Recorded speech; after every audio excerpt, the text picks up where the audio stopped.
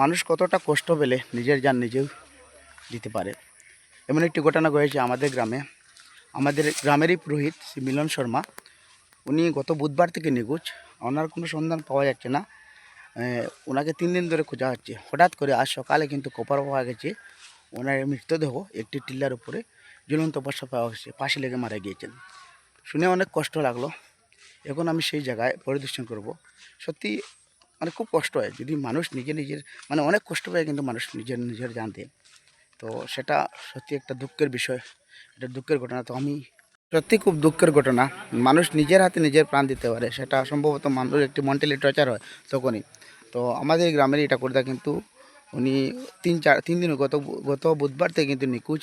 আর হঠাৎ করে কিন্তু খবর পাওয়া গেছে এই প্রেন্সনগর গ্রামেই কিন্তু ওনার মৃতদেহ পাওয়া গেছে। তো আমি চেষ্টা করব আপনাদেরকে স্বপ্ন দেখাবার, কিন্তু খুব কষ্ট লাগছে সত্যি। উনি একজন ভালো মানুষ ছিলেন।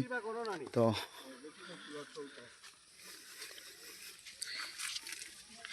এই যে জঙ্গল দেখতে পাচ্ছি, এই জঙ্গলের মধ্যে কিন্তু ওনার মৃতদেহ উদ্ধার করা হয়েছে।